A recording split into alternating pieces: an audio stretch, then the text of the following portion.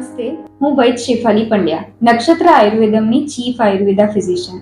ચોમાસું ચાલી રહ્યું છે, આપણે બધા જ વરસાદને સરસ માણી રહ્યા છે, પણ આની સાથે અમુક રોગો પણ વધે છે, જેનાથી કાળજી માટે આપણે શી વસ્તુઓ પર વધારે ધ્યાન રાખી શકીએ, રોગ કેવી રીતે ફેલાય છે અને આપ આપના બાળકોને અને તમને કેવી રીતે સ્વસ્થ રાખી શકશો, એના વિશે આજે આપણે વાત કરીશું. બે મેઇન ક્વેશ્ચન્સ છે જે બધા જ અત્યારે પૂછે છે કે આ ચાંદીપુરા અને ડેન્ગ્યુથી બચ્ચાઓને બચવા માટે આપણે શું કરી શકીએ.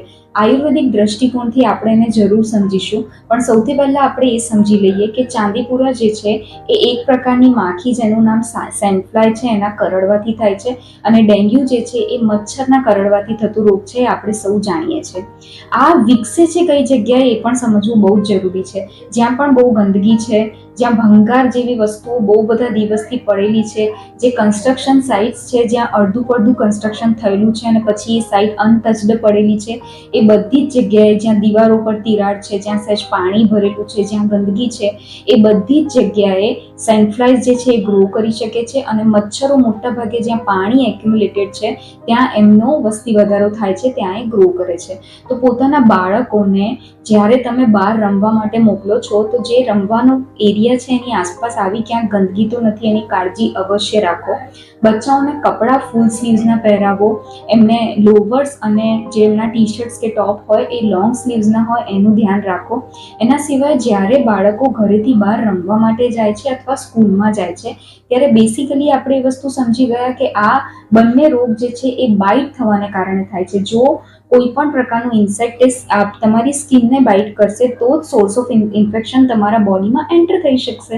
તો એનાથી બચવા માટે તમે બચ્ચાઓને બેસિકલી સ્કિનની ઉપર નીમનું તેલ લગાવી શકો, એટલે કે લીમડાનું તેલ એપ્લાય કરી શકો.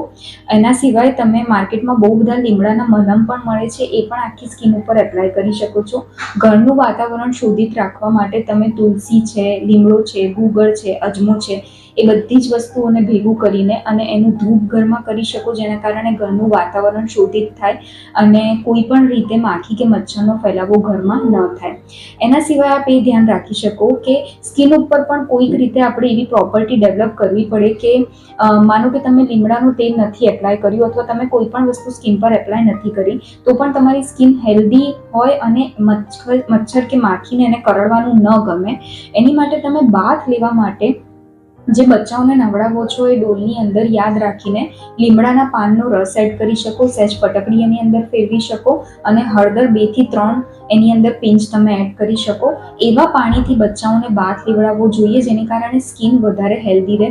બાળકોને ટેવ પાડો કે ફ્રીક્વન્ટલી જ્યારે ઘરે આવે છે સ્કૂલેથી અથવા બહાર મેદાનમાંથી રમીને ત્યારે એ લોકો હાથ 2 થી 3 વખત ધોવે અને તે વખતે પણ આવા પાણીમાં થોડીક વાર માટે હાથ બોળી રાખે 2 થી 3 મિનિટ માટે, અને પછી પોતાને નોર્મલ જે હેન્ડવોશ છે એનાથી હેન્ડવોશ કરી શકે. જો આવી નાની નાની વસ્તુની કાળજી આપણે રાખીશું તો જરૂર આપણા બાળકો અને આપણે આ રોગોમાંથી બચી શકીએ છીએ. કે કોઈ પણ રોગ શરૂ થયો તમે એને જેટલી જલ્દી ડાયગ્નોઝ કરશો એટલું જલ્દીથી તમને એનો ક્યોર મળશે. બંને વ્યાધિ એવા છે કે જેમાં હાઈગ્રેડ ફીવર આવશે. ફીવરની સાથે ક્યારેક એસોસિએટેડ સિમ્ટમ્સમાં કફ, કોલ્ડ, ડાયરિયા, વોમિટિંગ પણ હોઈ શકે છે. ડેન્ગ્યુ અને ચાંદીપુરામાં એક વસ્તુમાં કોમન ફેક્ટર નથી, એ છે કે ચાંદીપુરા જે છે એની અંદર વાયરલ એન્સેફેલાઇટિસ થાય છે, એટલે કે જે બ્રેઇન છે એની અંદર સોજો આવે છે અને એના કારણે ક્યારેક બાળકને કન્વલ્ઝન પણ આવે, એટલે કે ખેંચ પણ આવી શકે. એટલે સાચી વાત એમ છે કે તમારા બાળકને ફીવર છે, નોર્મલ ફીવર છે, જો એ 99 સુધી 100 સુધી છે ઇટ ઇઝ ફાઇન, પણ જો એ હાઈગ્રેડ થાય છે 104, 105 થાય છે તો તમે જરૂર નજીકના ડૉક્ટરને બતાવો અને જરૂરી હોય બધા જ ઇન્વેસ્ટિગેશન કરાવીને as early as possible treatment લેવી જોઈએ. Thank you.